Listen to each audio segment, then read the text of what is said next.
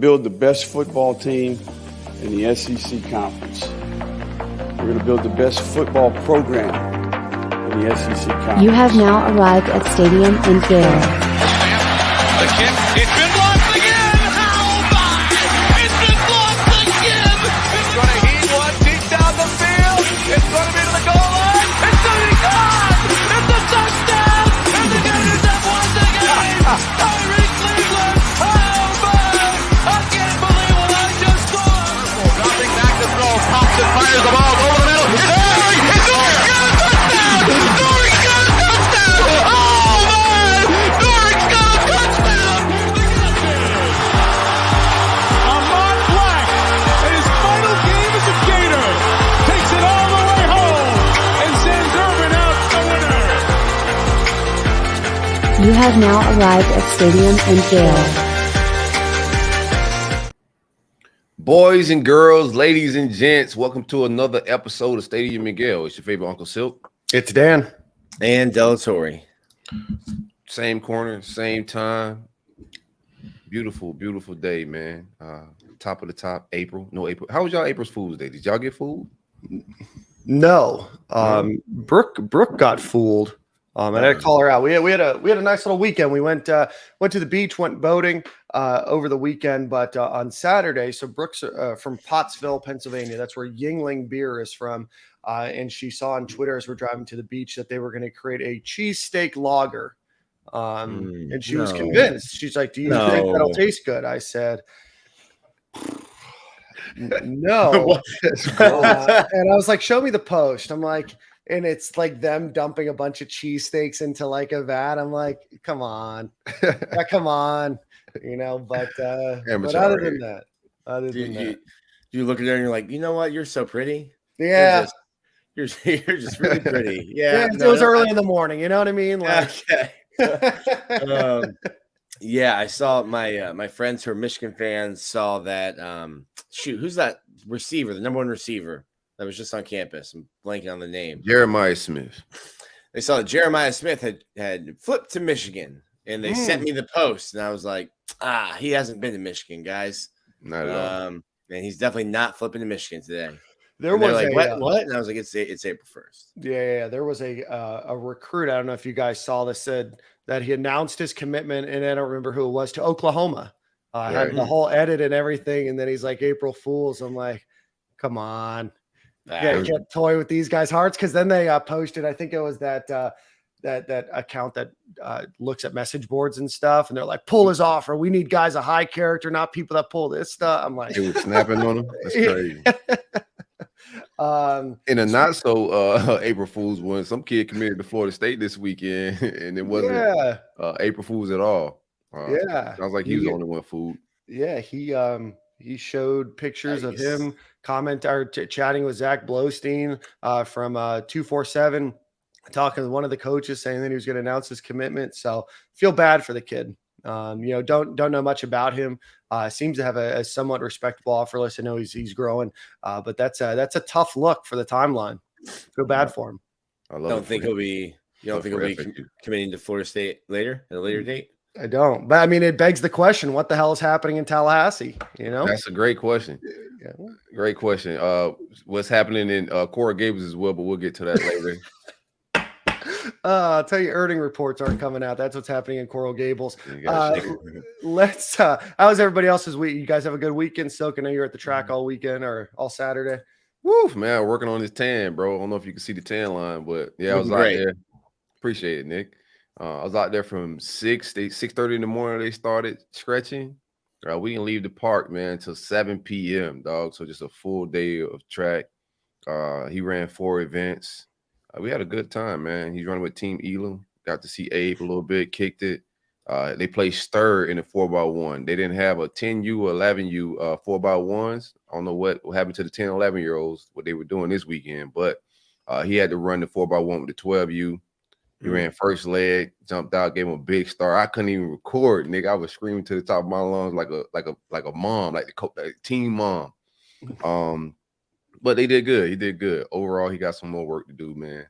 We got to climb these times and whatnot. You know how it is. That track stuff is a journey, but I got burnt out, bro. Yesterday I had to go to Orlando to get some more stuff done, some business done for the Roll Up Network. Just burnt out, tired, man, but ready to pod. You had said that he starts off too fast in like the 200 or the 400. So 400. it makes sense that he's the first leg in the 4x1 because he's gonna go sprint that first 100 and get the baton off.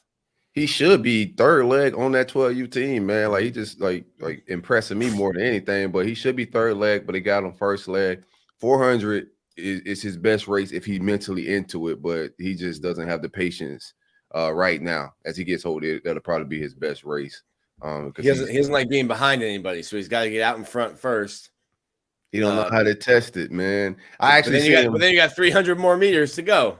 No, he didn't jump out the gate like that this time. He's getting a little better with it. But I watched him this time, and you can see him visually getting frustrated because everybody was in front of him, and he started hitting the gas a little too early. So I had to show him on videos, like, bro, you saw when you got to the last 100, everybody gassed out. He caught everybody, but he just used too much energy in the first 150, 200 that he got. He damn near gassed out his last 100 as well. But anywho, enough track stuff. How was your weekend, Nick? Good. Had baseball, and also we had a great development with my mother-in-law. She had brain surgery last week.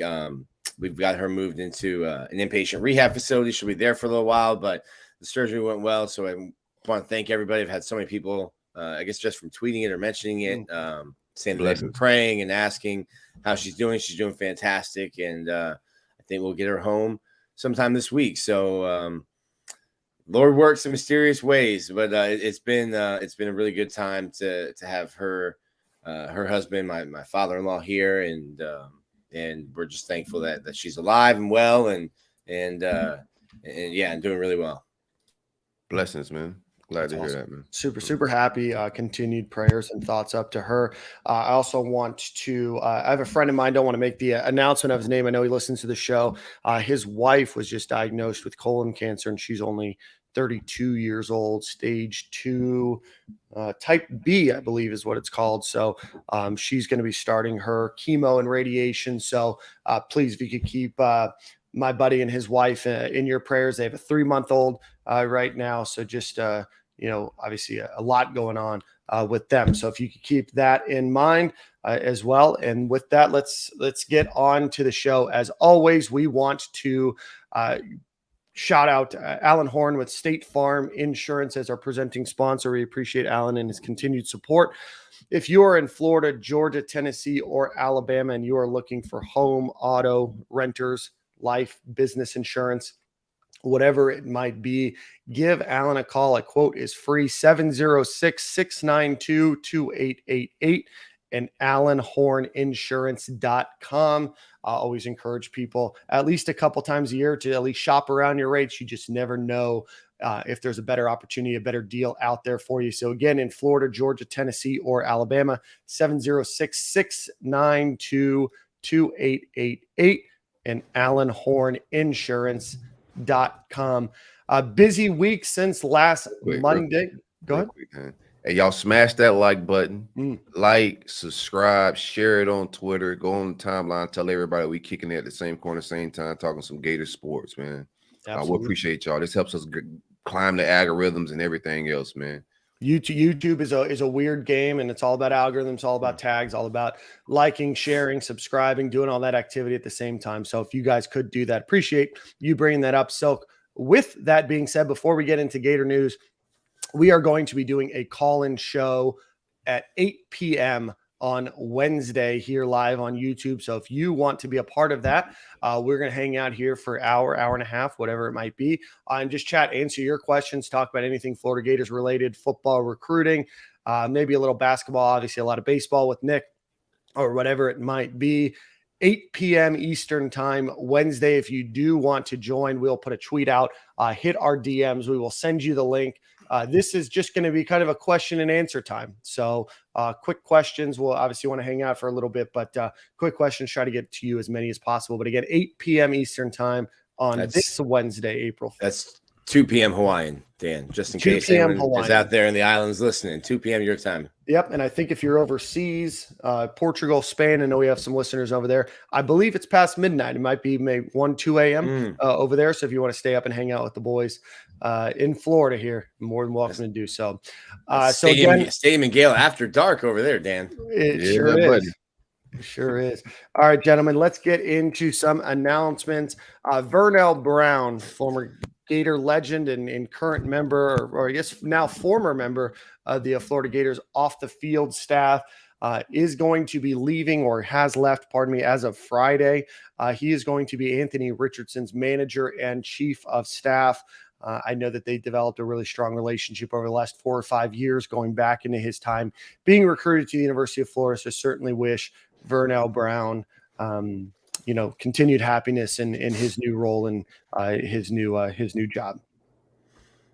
Yeah, this has been in the works for a little bit, and it'll be interesting. I think it's a really great move for Anthony. I think the people were Zach wrote a story about him and mentioned that he's only 20, and people were like, "What do you mean he's only 20? Like, he's a young kid."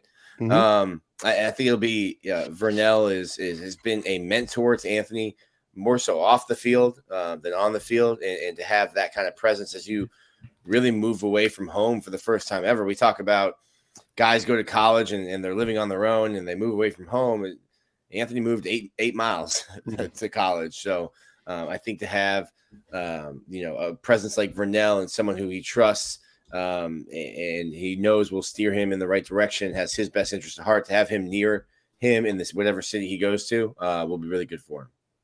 Absolutely. Vernell Brown was the senior director of student athlete development since 2018. So certainly we wish the best for him in that new role. And Nick, like you said, just a really great opportunity for Anthony Richardson to continue to have people that have his back, people that know him. It can get a little murky in the NFL, especially with the opportunity to make a bunch of money here in the next few months. You're gonna have a lot of people trying to reach out to you for that money, a lot of people that want your time, energy, effort, investments, those kind of things. So having somebody that can help watch out, be somebody that can stand between you and potential investors or companies that want you to invest in them, people that want your money, all that kind of fun stuff, and ultimately stay on the straight and narrow. And Vernell Brown's been connected for a long time in college athletics, and obviously has a number of relationships in the NFL and outside of the NFL that I think will help. So congratulations to him.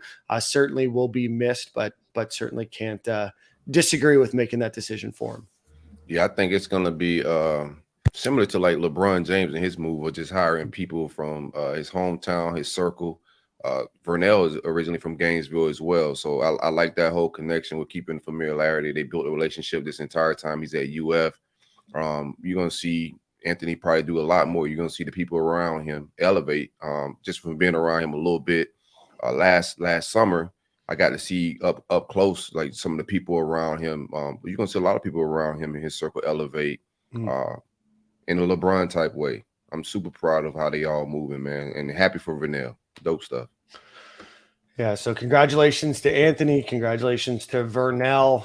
Well, I guess since we're on the topic of Anthony Richardson, let's talk a little pro day, and then we'll talk spring practice. Nick, how was it being out there? Every NFL team was represented. I saw Pete Carroll was there. I know Doug Peterson of the Jacksonville Jaguars was there. I know a number of head coaches and obviously GMs were there. But how did it go on the 30th? Yeah, I don't think Soaks Jags are in the Anthony Richardson market. Consider yourself blessed. But when you're the best team in the state, you just gotta pull up to see what it. Just let it drip. I think the best team in the state resides in Broward County, basically. It does. Broward County, Miami Springs, Broward County. Broward County. Basically Broward County. It's Hard Rock Stadium is a stone's throw from the 954. Yeah, stone's throw. I booked the room in the 954 and was right by the stadium. I was confused. Like, what the hell is going on? Yeah, no, all those pictures, those images of South Beach that you see on Monday Night Football, that's very far from the stadium. Yep. You guys got to get a quarterback before you can speak about being the best team in the state. We have a quarterback. I just don't know if he remembers that he's the quarterback after the season last year. There you go. as Dan and I have become accustomed to, we're just in a purgatory as Miami Dolphins fans, probably looking at a 9-8 year. Yep. Again, You guys want Lamar? No, thank you. Nope. You don't want Lamar? No, I'm good. I think he said he doesn't want his entire contract guaranteed, but he wants a higher guarantee than what Deshaun Watson got at $250 million. So I don't think the Dolphins can afford that. So broke boys. I don't think that's how the salary cap works, but whatever you have to say, Listen, Stokes not gonna let the salary cap get in front of these. Right? No shot. You guys don't have enough money to pay luxury tax. Kind of broke stuff y'all got going on today, man. All right, back to pro day. What we got, Nick? I thought pro day was cool. It was good to see. So like Amari Burney needed pro day. He only had the East West Shrine Bowl and didn't get accommodated, but he needed that. Richard Garage wasn't able to work out. I don't know if these are guys that would have brought that much NFL talent, but you get Anthony Richardson, who's only going to throw, but it's the Anthony Richardson show. That's what people came to see, and because of that. You had other guys able to work out in front of a bunch of teams. I think Amari Burney really helped himself. I think Richard Garage looked good in his positional drills. And I don't know if the safeties and Bretton Cox really helped themselves. I mean, Bretton Cox ran, I think we had an unofficial 4.88. And listen, if there's 32 NFL teams there, you might have 32 different times, on stopwatches. But 4.88 is the same time that G ran at the combine, and they don't play the same position. So that's not great for an edge guy. And then Anthony, I don't think he really hurt or helped his stock with his throwing. I thought you saw some accuracy issues, but just a little bit overthrowing guys. And then the throw that hit the roof, that was so the roof is 60 feet up, and that ball was like 35 yards down the field. Like he threw that ball to Jesus. That's an impressive arm strength to get the ball out there. But from our standpoint, it was a great shout out to Rick Hurtado and Matthew Hutchinson setting it up. We had way more access and way more ability to view what was actually happening, because I've done this 10 times now, and a lot of times we're just staring at the back of scouts' backs and we can't really see anything. So it was really run smoothly, and I think two guys in particular, Richard Garage and Amari Burney, took advantage of the opportunity that they had with everyone being there wanting to see Anthony. Yeah, Amari Burney, a 4.53. He hit 4.4, I was told, man. Yeah, I think they gave him the official time of 4.53, which would have been 7th amongst linebackers that participated. Well, they had him. He worked out he did position drills with the defensive backs. So, and that means he was asked, or he just decided to do it. I'm going to guess that he was asked to do that with the other safeties and the defensive back. So it's a position he played in high school, and he came to Florida playing before they played him literally everywhere, all over the defense, and he finally settled in at linebacker. Everybody played everywhere on that last team, man, with Dan Muller and them guys. I don't think Amari Burney has or will ever have that NFL linebacker size. And I think he has the speed and the agility to play safety. Now that's going to be a whole different thing for him. Now the game is faster. Everyone's better. Everyone's an All-American you're playing against, and you're relearning that position. So Amari Burney's the guy, though, I think that can make an NFL roster on special teams while he learns to play safety at that next level. You can put him on all 4 special teams. And as much as I love Ventrell Miller's not a guy that's going to play on special teams at the next level. And that's how you make roster, because you fill 3-4 roster spots by being able to play special teams and contribute there. I think Amari Burney's size, he can't be that much smaller than like maybe Alex Anzalone coming out of college, right? Anzalone was at least listed like 6'2" or 6'3", 230, 240. So Burney, I think, is listed at 6'2", 225. It doesn't look like that, though. And that, I mean, I could be wrong, but it doesn't look. He doesn't look like that. He doesn't look 230 almost. He looks to me like a guy that if you told me he weighed 205, 210, I'd be like, okay. He's always looked like coming out of high school. We'll move on from Bernie in a second here, but coming out of high school, I always thought that he could put on way more size considering his frame. He got very long arms considering his body. So I always thought he could bulk up and get bigger. I've never seen him really fill out to look like a linebacker, and he was always, to me, a little oversized to be a defensive back. So it's gonna be interesting to see how they develop him in the NFL, because I do think his ceiling is high. I think he may find his groove in the NFL with that type of speed he got. And at that size, if he figure it out, these pros figure it out, he can make a lot of money for a long time in the NFL. Shout out to us. Shout out to me and you, Silk. Yeah. Pretty spot on with the 40 prediction. Dan egregiously said, you would need a sundial to watch Amari Birdie's 40. I'd have to review the tape on that one, but that sounds like something that I would say, but I don't think I said that about him. Let's just run through a brief numbers, and this is going to kind of be all over the map here just because of the way that they did their bench press and their vert jump and everything else. So bear with me here. Amari Birdie, 22 reps on the bench press. Brenton Cox, 29.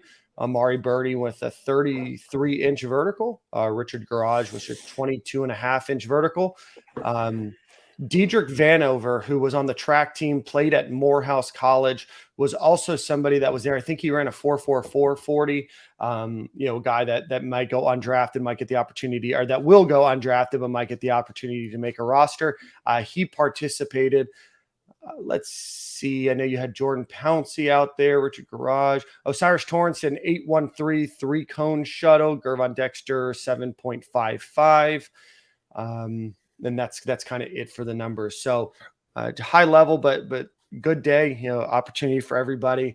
I know Trey Dean ran the 40, did improve to a 4.69, but still not at the higher end of where safeties are from a speed perspective. And then Rashad Torrance ran a 4.75, which is a little bit slower than he did at the combine. So I don't know that Rashad Torrance made a good decision for himself. Everyone I've talked to, Trey Dean's gonna get drafted, and he's gonna probably play out his first contract at least in the NFL. NFL teams love Trey Dean. I think Rashad Torrance had 3 decisions. I think he could have stayed at Florida, could have transferred, or he could have declared. I think he made the worst of those 3 decisions. He's a guy that has not tested well, tackling machine, right? But has also been exposed and would have to answer some questions. So I wish him the best, but I think he should have stayed in college, whether that was at Florida or somewhere else in 23. Yeah, I've been watching his draft stock move down in a lot of these mock drafts over the last couple of weeks. So again, we'll see. It only takes one team to really like you, but it certainly you hope for better at your pro day. But what's saving Trey Dean is just like his size. Like his size is impressive. Like it's a lot to work with. Rashad Torrance is on the smaller side of a safety. And then the lack of speed is not desirable for the NFL. So the combination of he could, defy all odds, and we could be wrong, but the testing isn't good for him draft wise.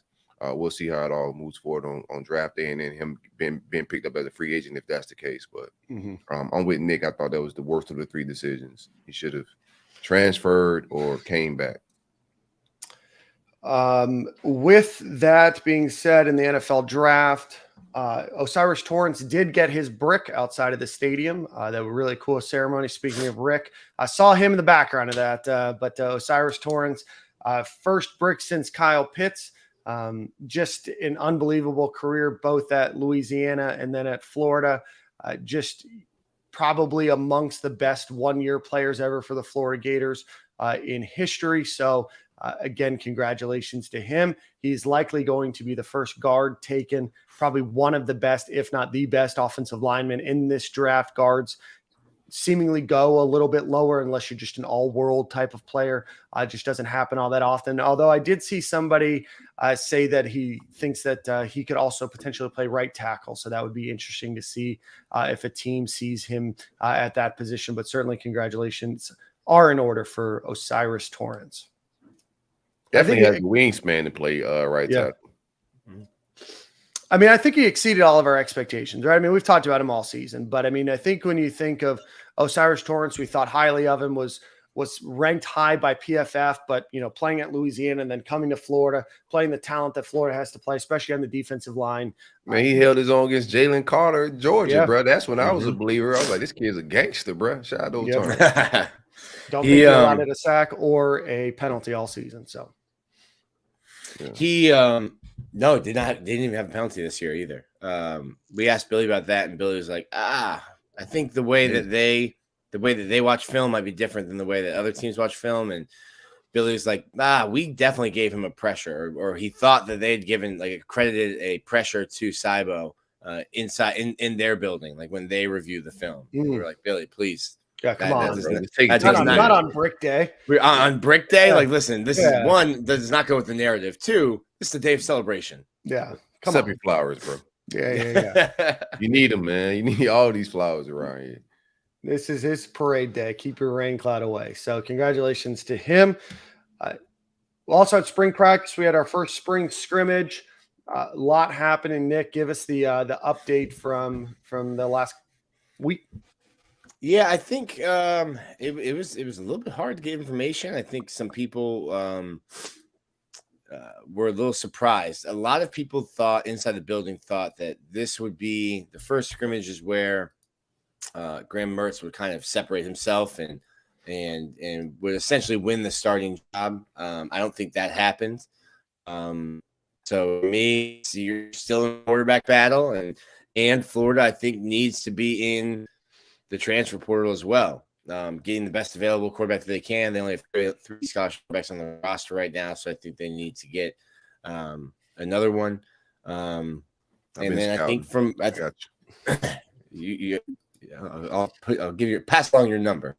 Yeah, I'm a transfer portal recruiter extraordinaire, man. So I got my eye out, been looking around, a lot of battles around the country, and I expect us to go get somebody. But it's Graham Mertz, Jack Miller debacle, bro. It's not sounding like the vibes, Nick. Yeah, I can't keep lying.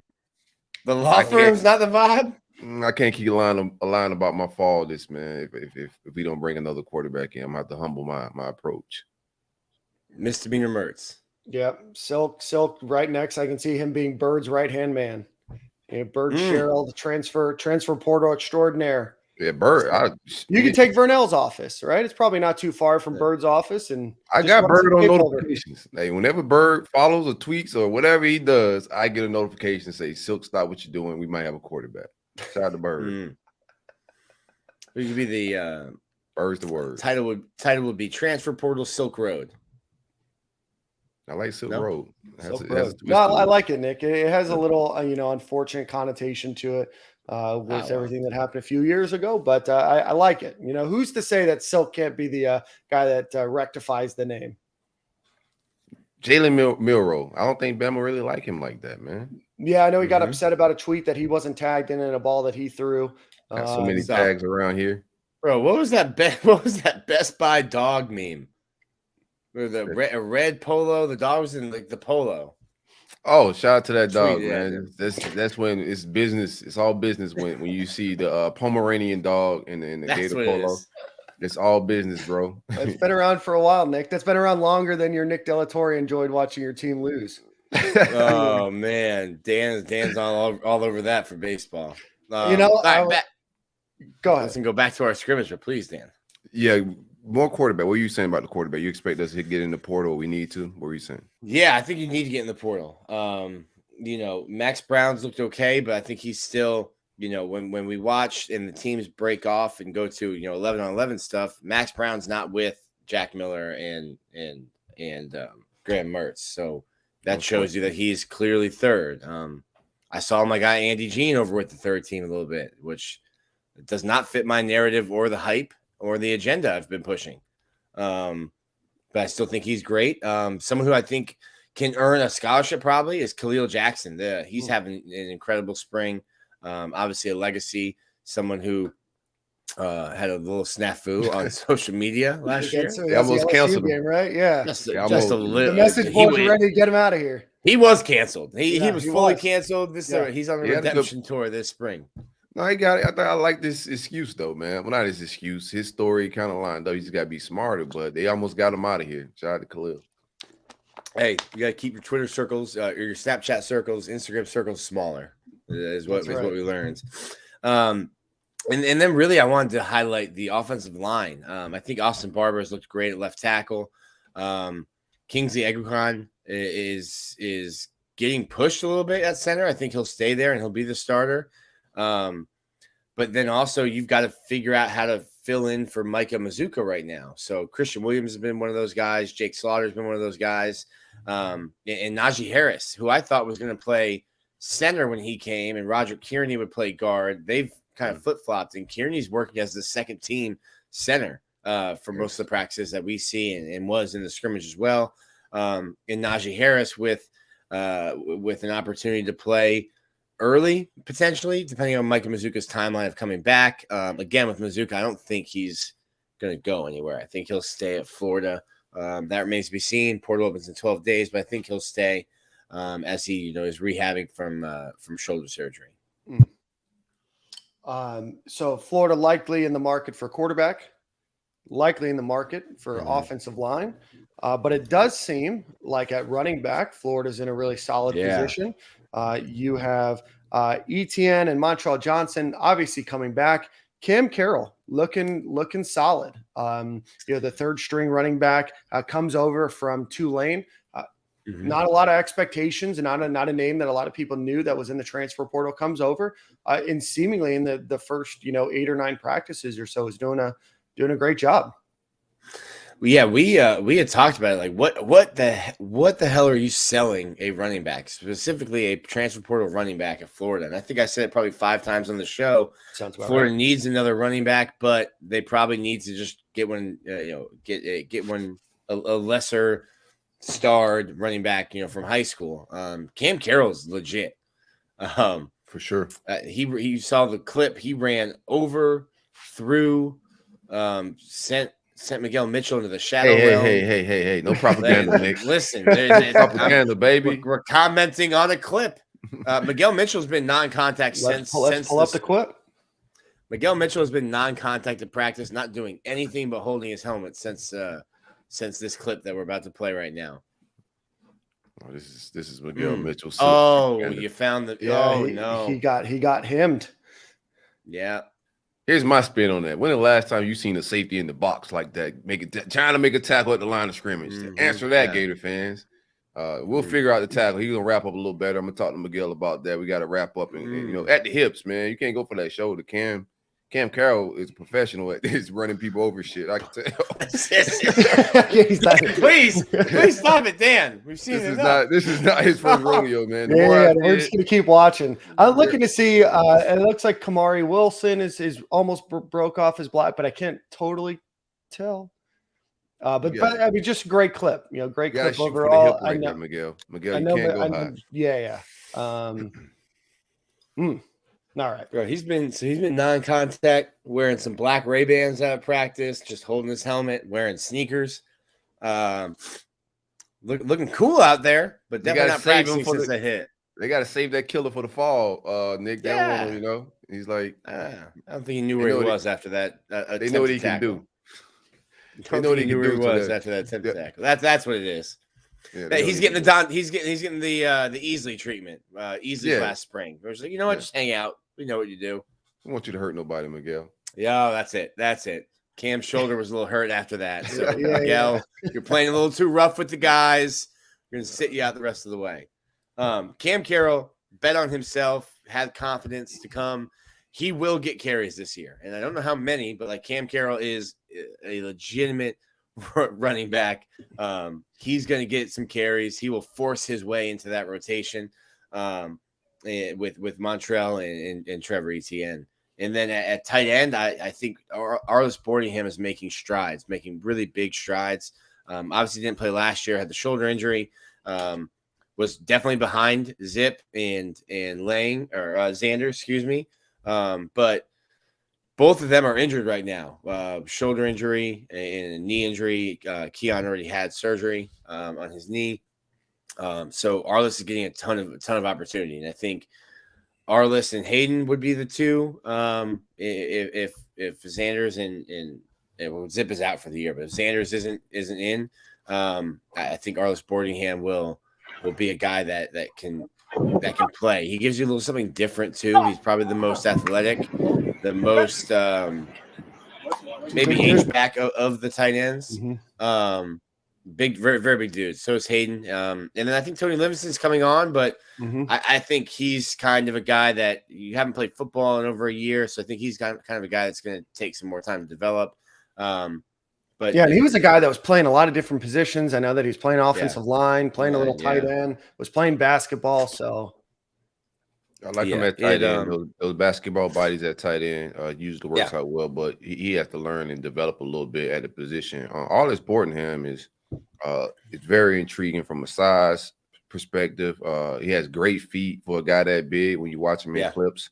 Do want him to clean up the routes a little bit, but the ceiling there is very high. I think he has a lot of opportunity is going to be his way, but he has a very array of skills that they could use at that position, especially for quarterbacks that need that outlet. For the tight end position, if you watch Graham Mertz and you look at his numbers, he threw to the tight end, I think like 75% of the time or something crazy like that. So whoever's playing out tight end spots, if Graham Mertz is the guy, they got to be ready to catch some balls. Pause.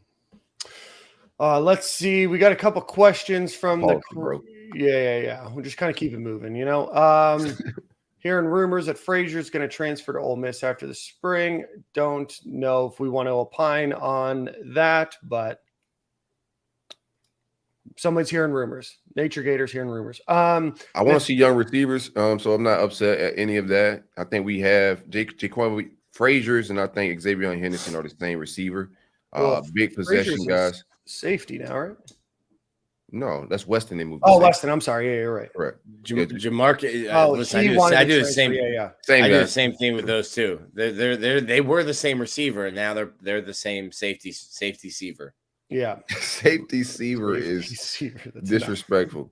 I know Jacobian Frazier was in the transfer portal before going into the spring. Would not be surprised. It just seems like other names are popping up. Receiver, man, just opportunity there, man. I want guys that can separate.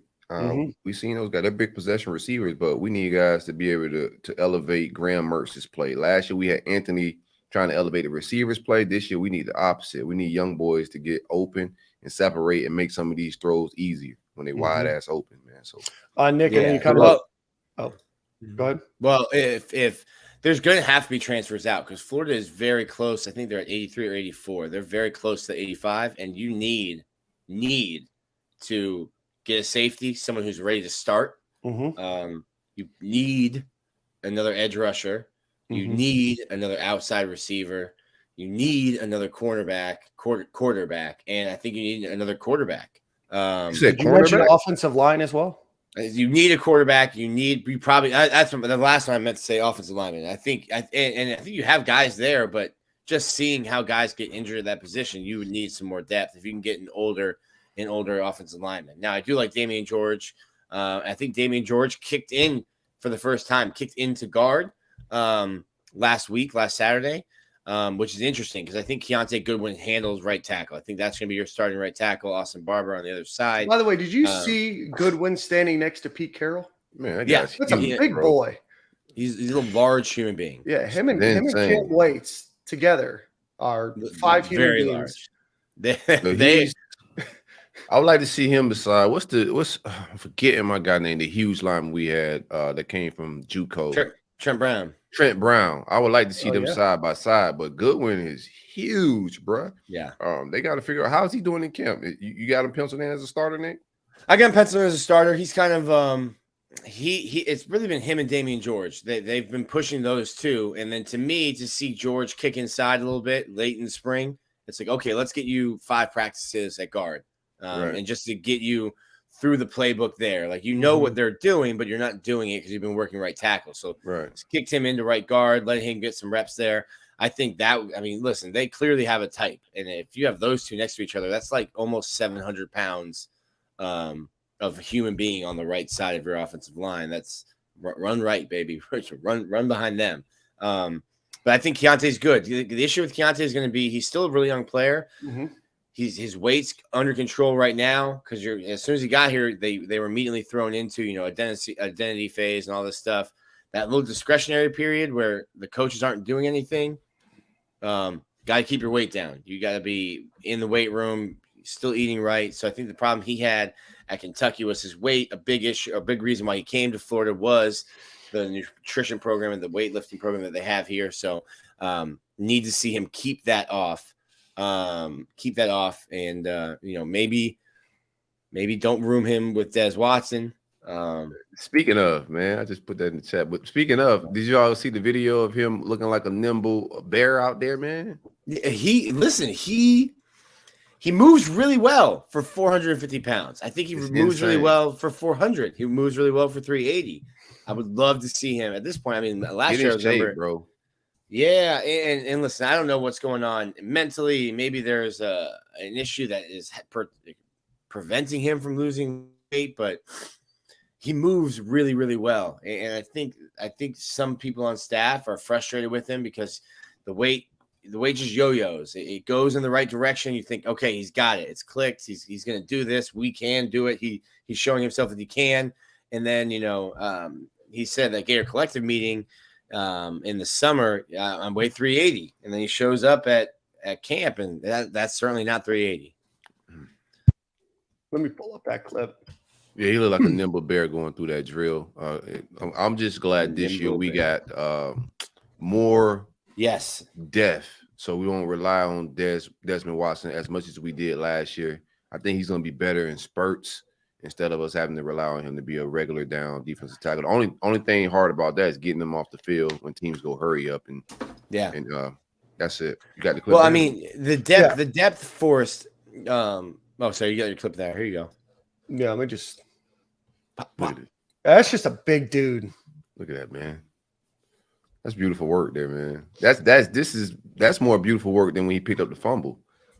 He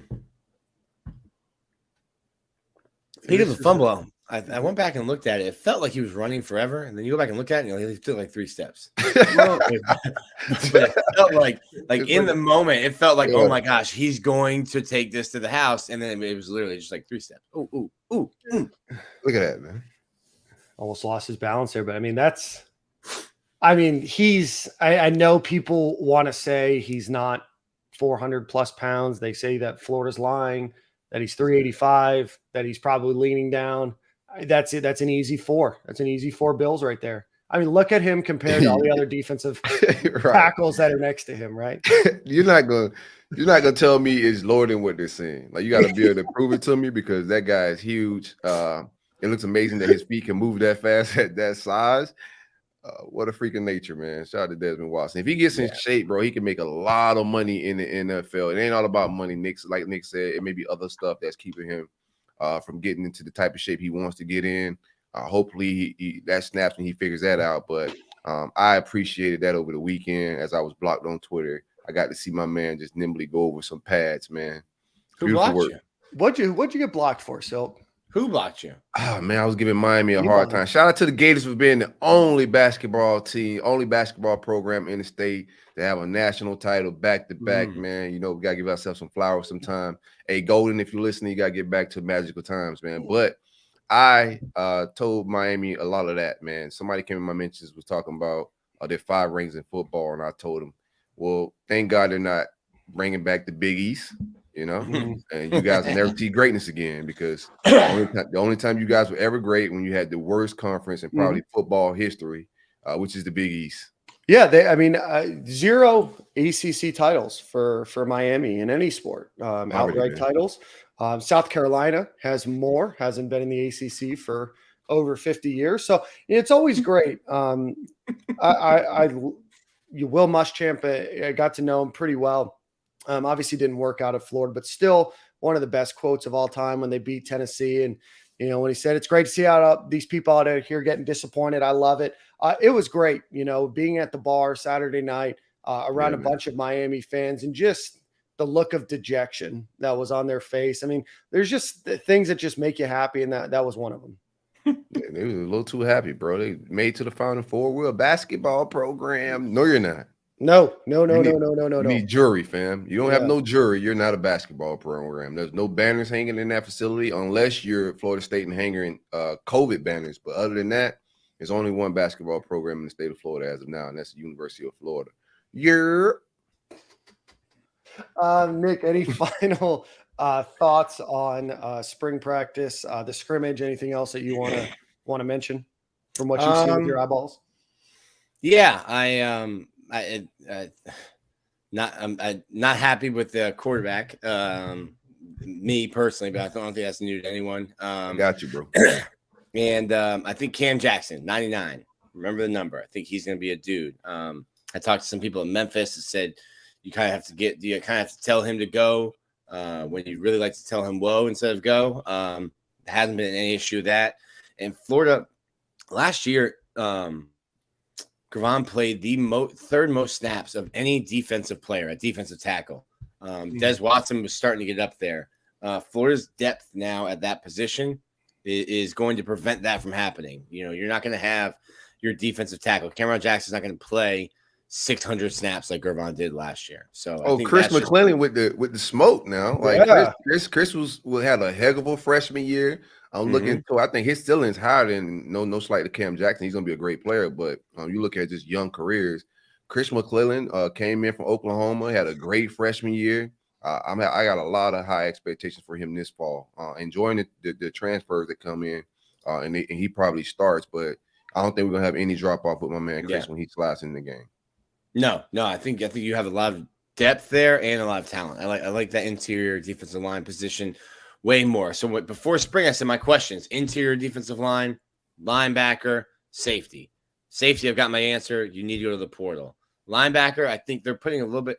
They've got Trahaja Mitchell in a non-contact jersey, and I think that's just they don't want him to hurt nobody. He's not hurt. He's not hurt. They don't want him to get hurt. He had a bunch of injuries last year and a bunch of injuries the year before. I think they're just getting him to fall. But that's giving Shamar James an opportunity to make the calls and make the checks now. So I think that's good for Shamar at linebacker. So I still have question marks about linebacker, defensive tackle, and nose tackle. Questions answered. I feel great about that position heading into next season. Yeah, down the middle makes the defense. So you can fix safety, linebacker, and defensive tackle, which was our biggest issues. Then you can figure out defense. So I like our improvements. Do want to see a safety brought in, like Miguel Mitchell, like Kamari Wilson, but we need a guy that if they go down, you need attrition. You're going to fight the war of attrition in football every year. You got to have depth. The programs like Georgia, Alabama, and the top guys, they have depth when the top guys go down. So we need depth at safety. Watching Georgia, like when they made they would make like hockey line changes on defense, and it was just like, okay, you 5 stars, get out. We got more 5 stars coming in who are fresh, and you're just watching. We're like, when does this stop? Looking at Billy Napier, I know spoke at the Lakeland Gator Club or the Polk County Gator Club. He did mention, I talked about Billy Gonzalez. He did mention that Mike Peterson, we talked about it on this show as well, but will also be coaching the defensive ends as well as outside linebackers this season, or helping with outside linebackers. I know Austin Armstrong's going to be involved in that as well. And I know that there was a bit of a quote that got him into a little bit of trouble with NIL. I know that he wasn't necessarily speaking it super highly. I think he called it a pain in the ass, which I think that for any coaching staff is probably true. But spoke there and on his continued Gator tour or Gator club tour this offseason. Let's give a quick shout out to the Gatorverse, and we will get into a recruiting update. As always, go visit gatorverse.io, a fantastic new NIL platform helping right now the gymnastics program and the basketball program at the University of Florida. More things will continue to roll out, but please continue to support them. Shout out to the women's gymnastics program that is making it to the finals in Fort Worth. They won the Pittsburgh Regional and Super Regional this weekend. So congratulations to them. So go support them. Go support those athletes. Go support those players. They are doing so much more than just handing checks to athletes. They're giving you the opportunity to connect with them, as well as connect with businesses that are in the area of Gainesville to make it all worth your while. So we're going to try to do an event with them this offseason. Haven't even talked to them about it. So if you're listening, we want to do something with you this offseason, but we'll share some details there. But again, go to gatorverse.io and go support your Florida Gator athletes through their new NIL platform. A lot of recruiting updates, a ton of recruiting updates here. Let me just pull this screen up. So a lot of new crystal balls. This will be a good conversation for us. But from On3, let's talk about that. Xavier Filsaime, who's a safety from Texas, I think is how you pronounce his name, really trending highly to the Gators right now, highly ranked 4-star. I think he's a 5-star on 247 right now. Yeah. That looks to be more of a matter of time and when, not if, that's going to happen. Jake, I think he'll be back for the spring game. Don't hold me to that. We haven't gotten a list for that yet, but I think he'll be back for the spring game for sure.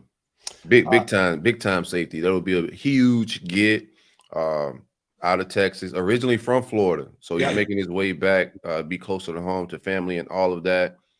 Just a huge get. We'll see if it happens, but I like that we're in the neighborhood of getting guys like that. I don't remember the last time. This is the best safety since who? Matt Elam? I guess Kamari Wilson. Kamari Wilson's really highly rated. But in terms of his body, in terms of his where he's at Kamari's now. up there. Kamari, depending on which service, he lost his 5-star, was a 5-star when we got him. So very similar, but you got to like stock. We were just talking about Georgia when a 5-star steps off the field, another one's coming on the field. So if you got Kamari Wilson, then you're bringing in, and I like the class last year, regardless of the recruiting stars, Castell and those guys. We brought in some very Thornton. We brought in some very capable safeties that I'm high on, but bringing in a guy like Filsaime will definitely just solidify that room a lot more, man. We'll see where we at with it, but he's definitely going to be a bona fide 5-star. You got the quality of that class too for 2024 so far is very elite, man. Top notch shit. Yeah, ranked number 4th on 3 right now. And a real quick sidebar. I don't know if these are numbers that the guys wanted, but they're trying my guys. Jordan Castell, I think he wore 14, but 14 for Jordan Castell and 18 for Bryce Thornton looks kind of crazy back there. Don't like the number 14 at safety. They got to earn it, man. When I go over and I watch the safeties working, I'm like, man, looks like you got 2 quarterbacks, but number-wise, playing back there, don't like it. Could have got 35. You got to give him a 43 like they gave Ahmad. You know, that's what I'm saying. Ahmad got that was that that Urban was giving guys, bro. Ahmad turned out to be a legend when they gave him 43 or something egregious. He's like, I gotta get better. I can't even send pictures to the family with this 43 on. They're gonna think I'm a fullback. Listen, if you're taking pictures, practice, shoulder pads up. We don't need the number in the picture at all. 43. Yeah, man. That's maybe 18's a message. Hey, man, here's 18. What the hell is this? Go earn a single digit. That's all it is, baby. Go earn. 14 and 18 are looking wild in the secondary. For now, there'll be some numbers that open up soon. For now, I I tell you what, man, I wouldn't mind. No, I'm not gonna. I'll save that tape. You just say it. This is Take Central. No better time than 10:50 a.m. on April 3rd. Water's on the pot. The take is heating up. Is it ready to be served yet? I'm gonna save it. Okay. Yeah. Water hasn't started boiling yet on the take. Yeah. You know, all this is on record, so I don't like to just say wild things, man. So I'm not gonna say it. Yeah, who knows? We might clip it for a short. Let's see. Gators are also trending for Jake Garnera, is interior offensive lineman out of Ponte Vedra. He leads on the RPM, the recruiting prediction machine for On3. Has visited, I think he was on campus maybe twice this past week, definitely at least once. Florida's leading for him. I think that's a matter of when, not if. The Gators are also going back and forth with Miami on Kensley Foston, who is a safety from Naples. I know the Gators are also going after Jarvis Boatwright for that position. And right now the Gators also lead for 4-star running back Kanan Daniels. He's between Mississippi and Florida right now. Blake Alderman on our 247 submitted 3 crystal balls. One was for Xavier Filsami. The other was for 4-star athlete Mario Craver, who's 5'9", I think about 155 pounds, but an athlete, probably a slot guy, maybe a guy that returns some kicks and punts. But Florida is got a crystal ball from him. And then finally, we talked a little bit about this, and then we'll go through the whole list of visitors. But Austin Simmons, 4-star, 5-star quarterback from the class of 2025, is trending to Florida. But the interesting thing is he might not be in the class of 2025, and he might not be in the class of 2024. There are some rumors that he might be in the class of 2023. Now, he is a year older, so he would be 17 when he enrolled, but there is a chance that Austin Simmons could be joining the University of Florida this offseason. Real quick on that receiver board as well. You mentioned Craver. Do like him. Top-notch speed, from a hot Georgia. Like, Georgia got some. I love Georgia prospects, bro. Just to be real with you. Like, overall, I think Georgia is probably my favorite state to get recruits out of, just to keep it a bean.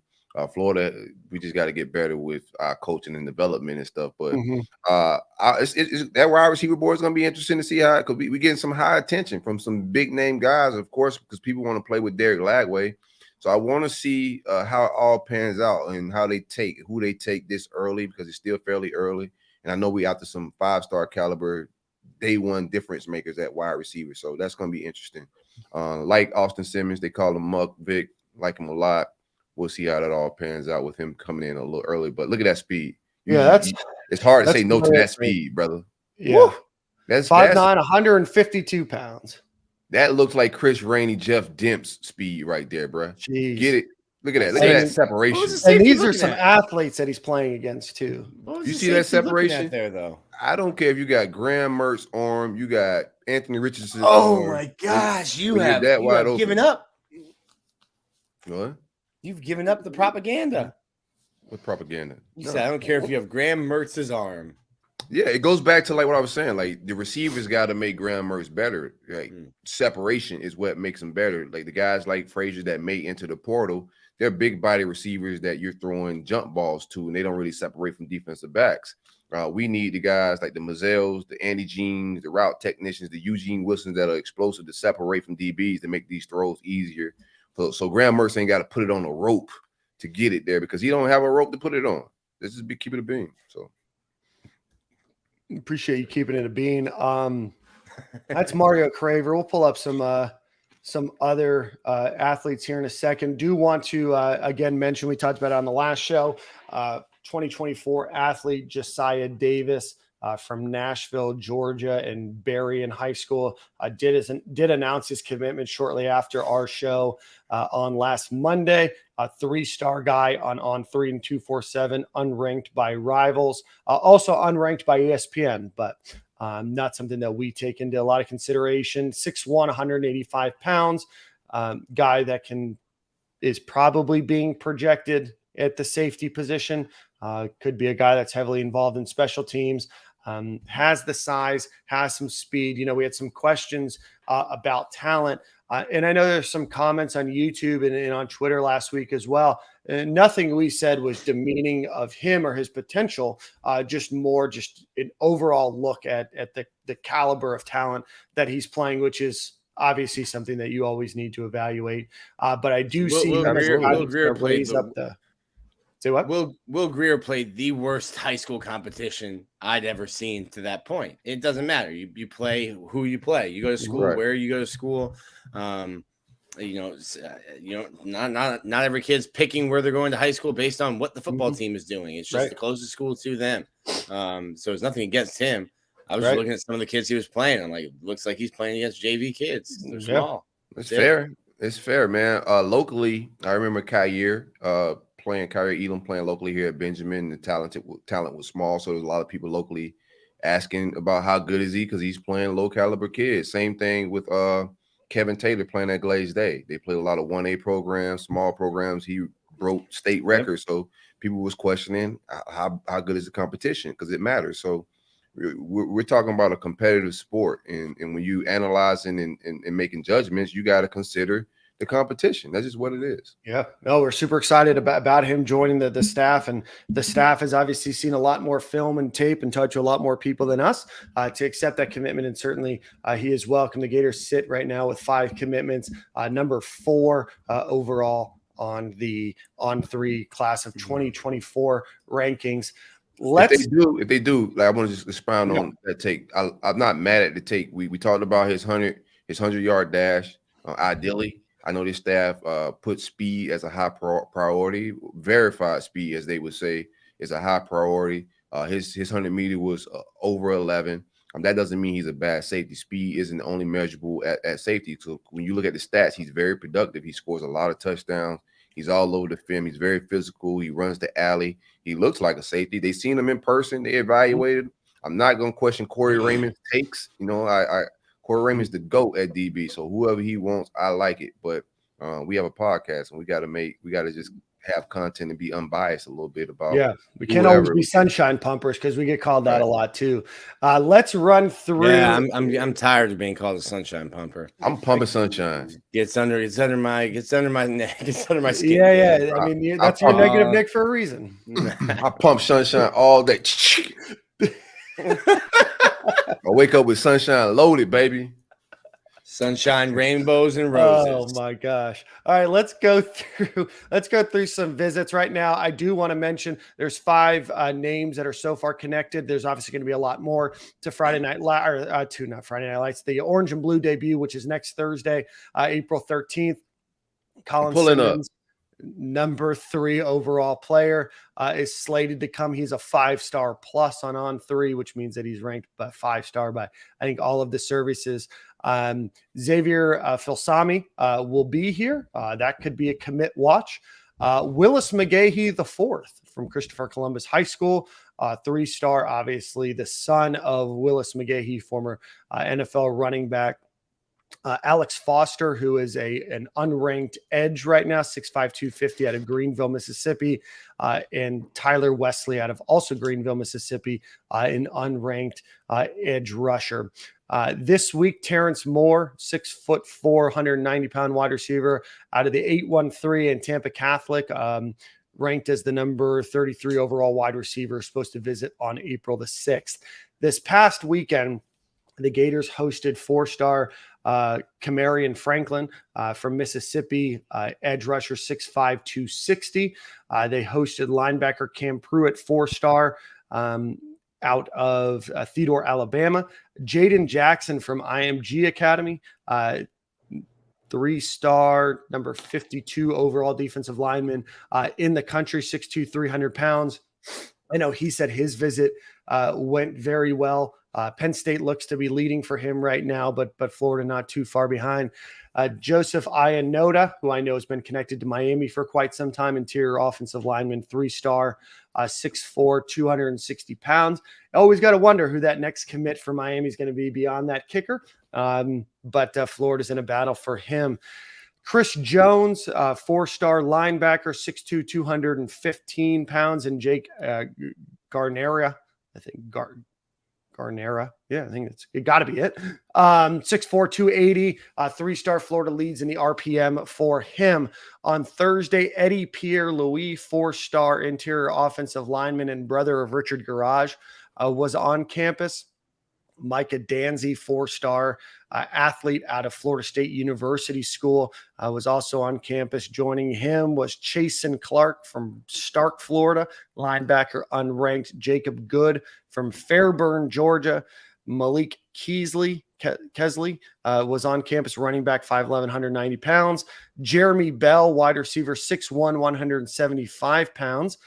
Jordan Seaton from St. John's in Washington, D.C., interior offensive lineman, 6'5", 295, was on campus. He's trending heavily for Ohio State, but great to get him on campus.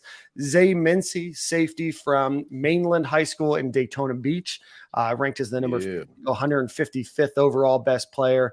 Jake Garnera was on campus again on Tuesday. Marcus Mascall, an unranked offensive tackle. And then I think we talked about the other visitors from last week. So those are all of the folks that were on campus just this week.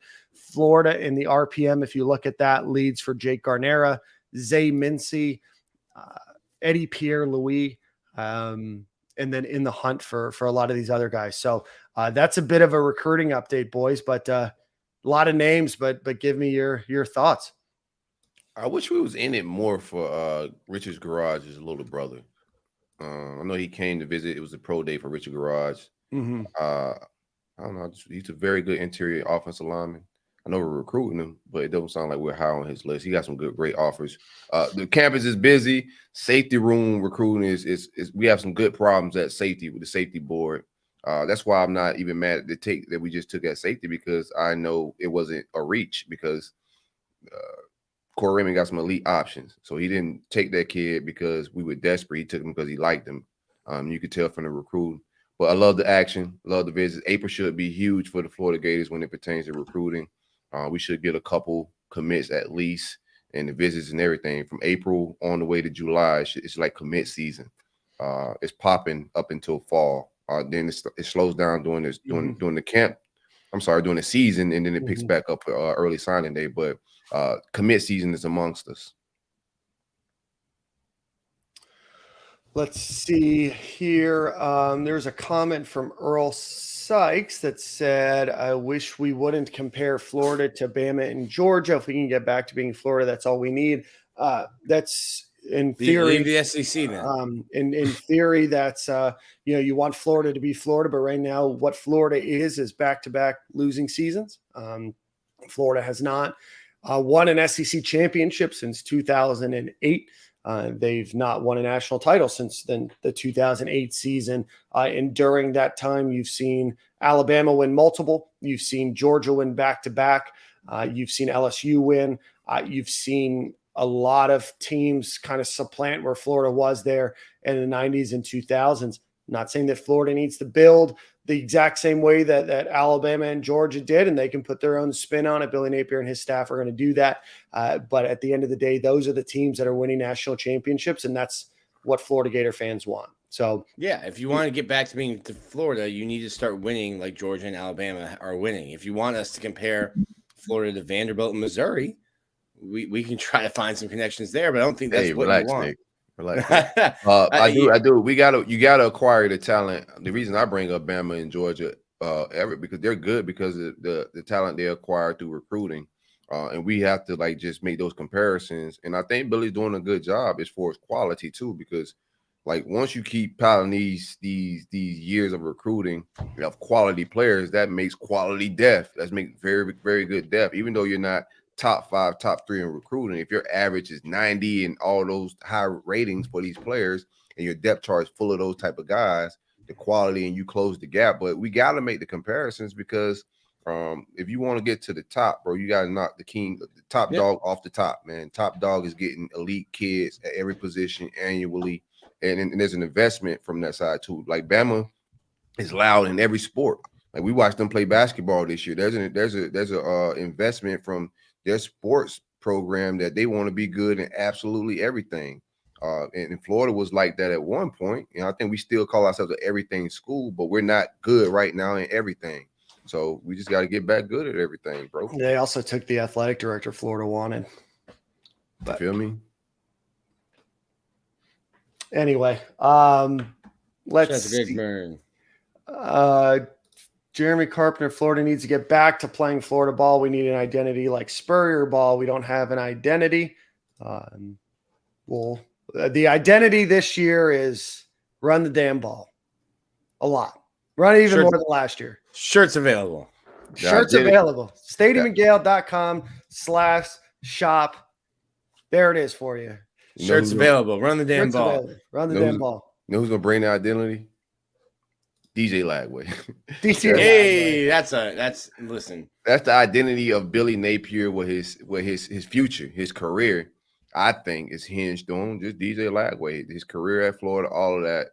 You'll see, exactly how this offense is supposed to be ran, the style of it, who we're going to be, if we're going to be a run team, all of that. When DJ Lagway get here, we just got to tread water, get a winning record. None of that. We're not giving them an escape route and an exit until DJ Lagway gets here. But if I'm just being honest, we got to just stay afloat, keep recruiting the way we're recruiting. When that kid gets on campus, you should have the talent, as you can see how we're recruiting the last two cycles. He'll have the players around him to be able to make a run. Yeah, and continue to hit in the transfer portal. Right. Continue to recruit well.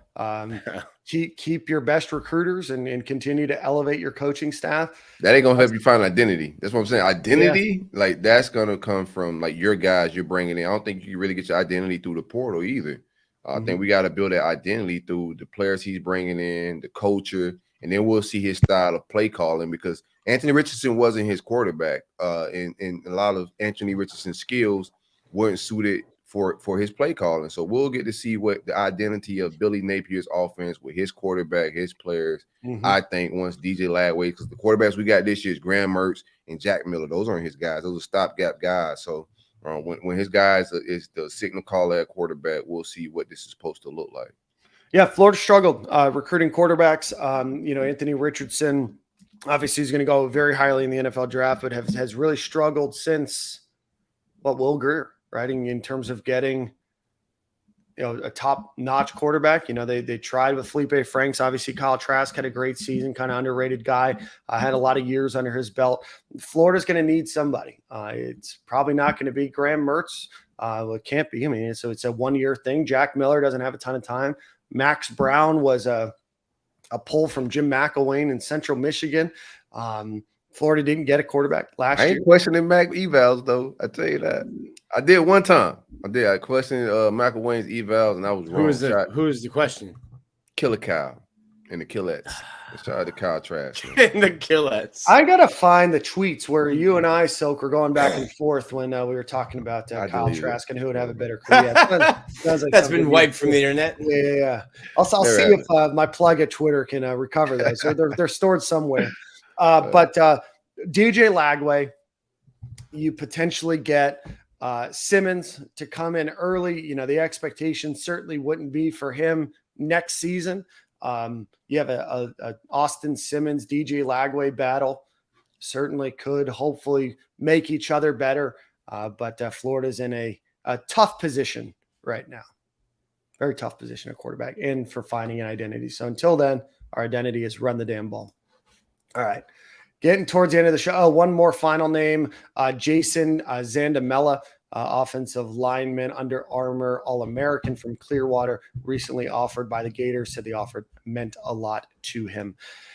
Basketball announcement. The Gators do grab EJ Travis from Yale. So he heads from Yale to the Harvard of the South at the University of Florida. Forward, 11.3 points per game, 5.5 rebounds, 55% shooter. So he's going to join a roster that needs probably 4 or 5 more of these guys. So welcome to the Harvard of the South, EJ Travis. Nick, want to get into a baseball update with you. But before we do that, go visit our friends at Alumni Hall online at alumnihall.com or on Archer Road. Anything that you want for gymnastics, for basketball, for baseball, for football, the coaches' polos, Nike, Jordan, all of that. Go check them out, alumnihall.com, or visit them on Archer Road. Nick, baseball has a big week. Loses Friday, wins Saturday, comes back huge on Sunday. But give us the update from the week in baseball. Yeah, so it's I'm getting a little concerned about Florida's starting pitching now. Starting pitching was really great to start the year, and the bullpen was blowing games. And now, starting since SEC play, Florida only has, I think, 2 or 3 quality starts in SEC or against SEC competition. 2 from Hurston Waldrop. One of those was a loss, ended up losing Alabama. And then Friday night, Brandon Sproat was not your ace. Only lasted 1 1/3 innings, gave up 8 runs. He's got to be better. I'm not the first person to tell him that. He doesn't need to hear that, but he's got to be better for Florida. They have a huge weekend matchup this weekend coming up at Tennessee. huge for SEC East standings. For right now, Florida is behind. I think probably tied with South Carolina and Vanderbilt. But you've got to play these teams. So Florida held on to their number 3 ranking. Sunday was the longest game of the year, but electric. Florida scores 14 unanswered runs, down 8-3, end up winning 17-3 to take the series. We're just getting started. But having watched LSU, Dan, that is a scary good baseball team. Unfortunately, Florida and LSU don't play this season. Very good. Don't play this season in a regular season matchup. We'll probably have to wait to see them in the SEC tournament or in Omaha, maybe. I like my bats versus anybody. I'm in one game and I'm talking good. These guys swing. I like my bats versus anybody. I got to see it happen. I'm gonna pump that sunshine, Nick. Yeah. Right, man. Florida's really good. They'll get 4 games this week. I think they get Bethune-Cookman at home and then off to Tennessee. 2 of those games will be on linear TV. You won't have to stream it. It'll be on your television set. And there's no love lost between Tony Vitello's squad and Florida. They got into it last year a little bit, a lot of chirping on the field, and Tennessee's got a small park, and then they put the fraternities right on top of the visiting bench. So last time Florida was up there, I think Jordan Carrion was yelling at the fraternity boys, frat boys sitting on top of the dugout. So it should be some fireworks this weekend in Knoxville. Things you love to hear. So Gators play Bethune-Cookman, and then softball is and the softball's against Auburn this week. And a whole host of things happening this week. Men's tennis is playing baseballs on Thursday, Friday, and Saturday. Softball is on Thursday, Friday, and Saturday as well. Let's give a brief rundown of the women's gymnastics program that is heading to Fort Worth for the finals. They beat Cal, Michigan State, Arizona State in the second round. And let me get the full of the first. I think that might be it. Florida softball has a rough week, and just struggling with pitching, getting the bat on the ball as well. Just not a top flight team this year, but certainly rooting them on. Baseball right now sits at 24-5. Gymnastics is 24-3. Like we said, men are going to the national title meet. Lacrosse is 8-3. Softball's 26-9, 4-5 in the SEC. However, 5-1 in men's swimming and diving, 6-1 in women's swimming and diving. Men's tennis is 10-8, and women's tennis is 13-4. So with that, boys, any final thoughts? We'll do one quick ad read, and then Silk, you got song of the week. Oh, it's nice. Let me get ready for that. Hey, I'm gonna be at the spring game next week, pulling up. I'm trying to figure out something with Nick. We'll link up somewhere and do something. At least see each other of some sort. But I'll have Lion with me. We'll be shoot something if we can. But if you want to link up, if you're in the city, hit me up. I'm always down to network. Always down to just be a man of the people. Show some love. Stadium and Gale, same corner, same time next week in the city. Thursday night game, Nick. Here, I think you're on mute, buddy. Thursday night game. I'll be here. I live here, contractually obligated to be at the game. So it was like, "Yo, Nick, you going to the spring game?" I'm like, "Yeah, I'll get fired." So yeah, I'll be there, man. I have Brooke's sister and her husband or fiance coming to town, so I will not be there. But you boys hold it down. But we will be there in the summer. We're going to do a really fun event. We're going to try to do some NIL stuff around it with the Gatorverse. But we will be there at least once this summer. We can't talk about that yet, but that I'm excited for what's in the works for the summer. It's gonna be some vibes, man. I wouldn't mind doing a couple of those in the summer, but we got a tour. If anybody from the University, right. Anybody from the University of Florida admin listening to this show, facility wise, we need the Stadium and Gale tour. We need to see the football only facility building in our own little tour, grand fashion way, for we could pump this sunshine. Friend of the show, Ben Chase, make it happen. Oh, Ben, what it do, baby? Ty corrected me. We came in second at the Pittsburgh Regional, but advanced nonetheless. My apologies there. We'll hope to get Trinity Thomas back. If anything, just so she can end her career on her own terms and not with, the lower body injury. She's been through a lot, and she deserves to go out on her own terms, end her college career right. Already. Aaron Hodges asked if anybody's going to Utah. Silk, I know you and I kind of talked about it, trying to figure out my travel schedule for the fall with work and then going to Europe and some other things as well. But hope to be there. Nick's contractually obligated to be there. I'll be there. So Nilk, I'm there, baby. I'm pulling up. I gotta pull up. Nilk's there. It's the Nilk. We can finally be Nilk, baby. Nilk's there, baby. Next Thursday. You guys can try it out. Yeah, we warm up. It's spring Nilk. We'll have a spring practice with the Nilk. I'm going out there. This is the only time I'm ever gonna want to go to Utah, so I better take advantage of it. They got some scenery out there. I could probably do some great meditation out there in the mountains. You know what I'm saying? The mountains are right there. That's what's nice right there, baby. They're 15 minutes outside of the city. So Salt Lake City is a beautiful town. Park City's 45 minutes away. That's great. Great Salt Lake's not too far as well. So if you can make that trip, I know it's on a Thursday, but if you can make that trip, Salt Lake City is beautiful. A little bit different, but definitely a beautiful site to be seen. But stay tuned. Flying out on a Wednesday and coming back on a Saturday is definitely cheaper. It sure is. Yep. Just tell you that. I think I might fly out Tuesday. That's how you feeling? Get some time in Salt Lake. Well, that's what I was planning on coming out Wednesday, right? And then Thursday is the game.